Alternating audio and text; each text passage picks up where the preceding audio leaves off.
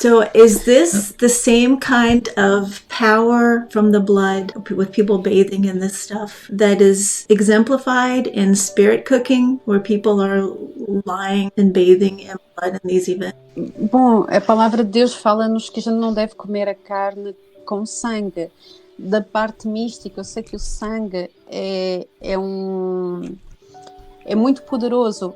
Eu ia mostrar mais à frente, quando eu fosse falar do meu sacrifício, mas eu fui doadora de sangue. Eu não sei se eu consigo mostrar.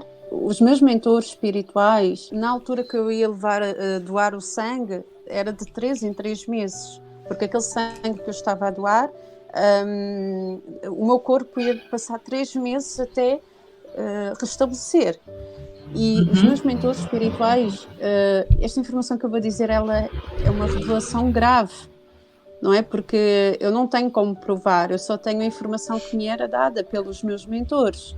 Diziam que aquele sangue, parte dele, ou seja, não ia ser aproveitado. O plasma ia ser utilizado, mas o sangue em si era para alimentar vampiros.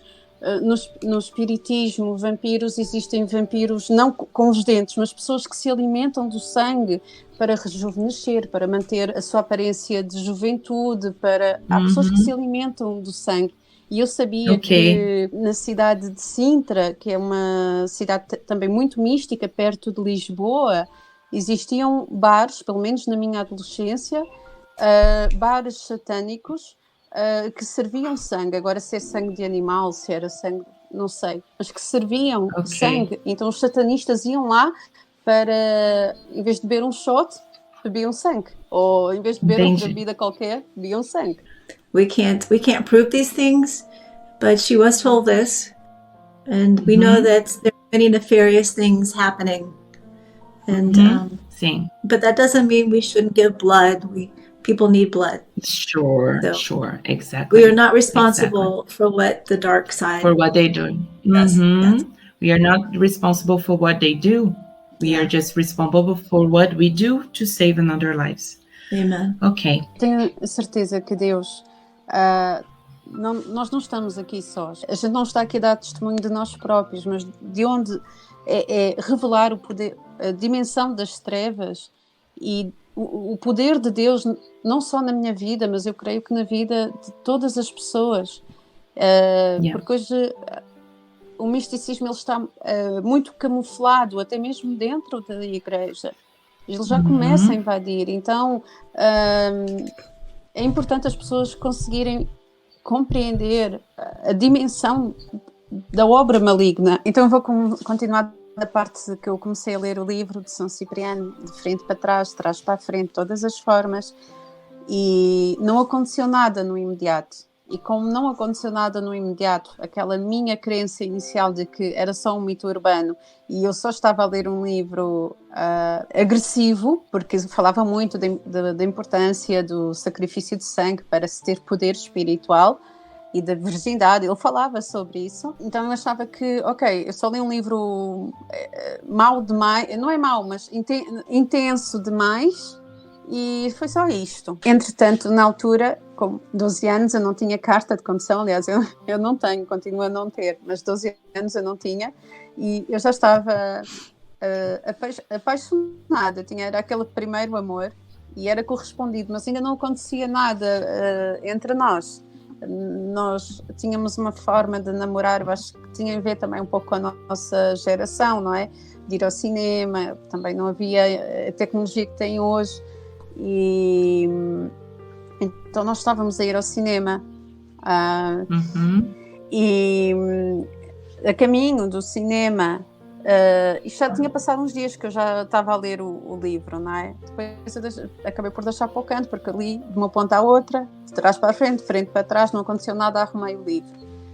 Dias depois, então, eu vou ao cinema com este primeiro amor, e no caminho que a gente ia, assim do nada, apareceu um quadro mental aqui à minha frente, assim, e nesse quadro mental estava a besta que estava na capa do livro, e estava, eu vi presa no pentagrama. E ele disse, tu, e ele apontou-me mesmo assim o dedo, tu és minha, e ele vai morrer. E ali à frente, ele mostrou-me como é que esse meu primeiro amor ia morrer. E eu vi ele, nessa imagem que apareceu assim à minha frente, era como se algo é como se dentro de mim tivesse sido projetada uma imagem que eu estava a ver com os meus próprios olhos. E eu vi esse meu primeiro amor a ser atropelado. E eu assustei-me com aquilo. E quando ele perguntou-me o que é que se passou, e eu disse, foi só um bicho que passou por aqui. E tentei continuar a caminhada, mas com medo, porque eu não sei o que é que se tinha passado aí. Hoje eu entendo, ali começou a manifestação da minha mediunidade, mas naquele momento eu ainda não sabia disso. Quando nós chegámos ao local onde apareceu na minha visão, uns metros antes, estava sinal verde para nós peões passarmos, e nós já estávamos os dois no meio da estrada.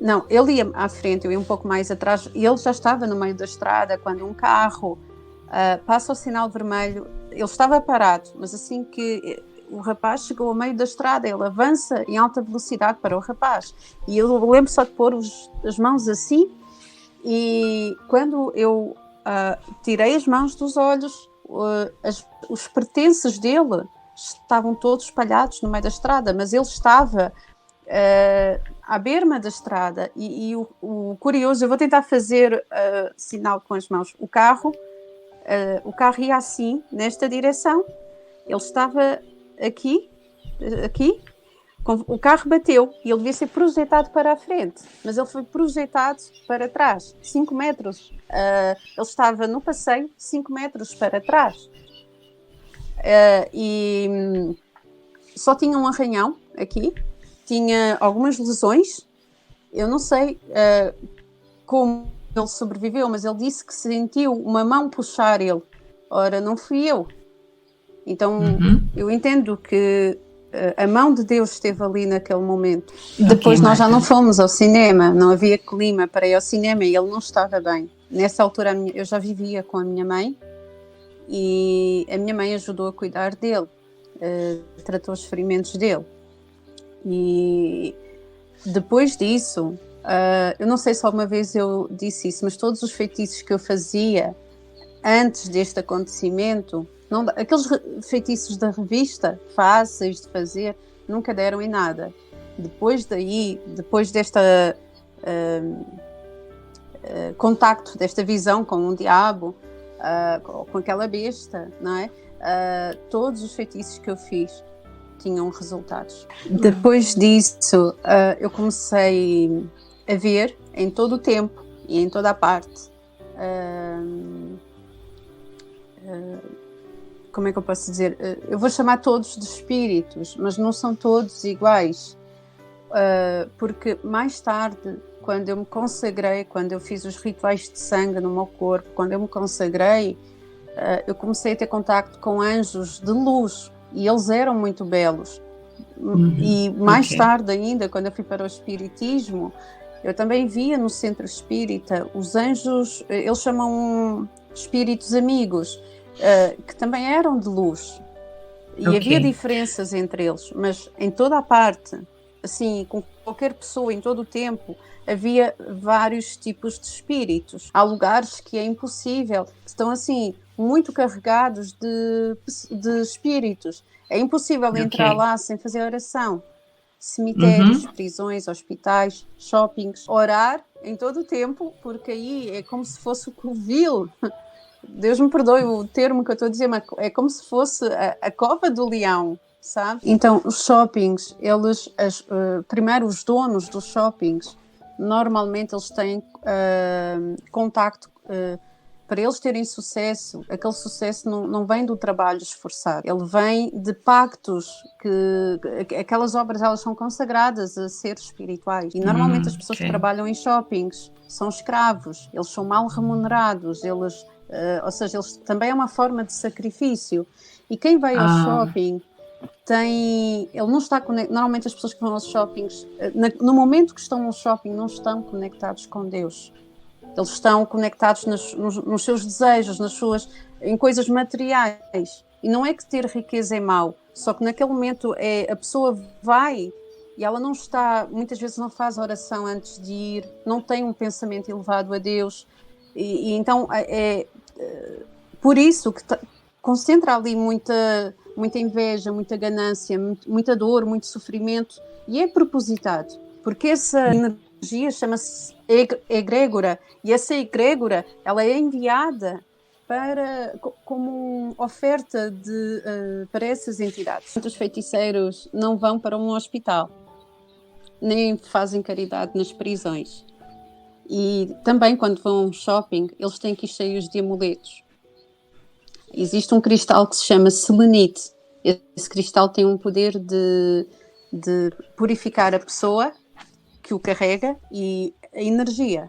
Um feiticeiro também deve de carregar sempre os minerais, ouro, prata, cobre, para que os lugares onde ele vai, a energia dele não seja sugada e a energia que está naquele lugar não consiga entrar em contacto com ele. Então um feiticeiro, quando vai a um shopping, é mesmo assim muito rápido e quando vai ele tem que ir assim todo blindado dos pés à cabeça. That's so interesting. Yes. It's all the same spirit and yet they want to be protected from it. Existem várias classes de espíritos. Existe espírito imundo, existe espírito de guerra, existe espírito de fornicação, e o feiticeiro, nenhum feiticeiro, eu vou pôr isto de outra forma, todo feiticeiro é médium, e o médium ele gera uma energia em volta do umbigo chamada ectoplasma. É uma energia das quais os espíritos se alimentam. Esses espíritos eles se alimentam desse ectoplasma que só os médiuns conseguem gerar. Então se o médium não se protege, a energia vital dele, e não é só a energia vital, mas todas essas entidades acabam por se acoplar ao médium, e o médium acaba por ser sugado por essas... é como se o médium fosse uma mina de ouro, sabes? E essas entidades, elas se alimentam. É muito precioso o médium. Então o médium está protegido. It seems to me that the same spirit is operating, but obviously in different ways, with different assignments. Yes. But those who are involved in this are blind spiritually and don't understand that it's all the same. Yes. And also they are not just blind spiritually. They think that this one that is protecting me, it's good. But these other spirituals are not good. So I need to be protected. They're very deceived. They are,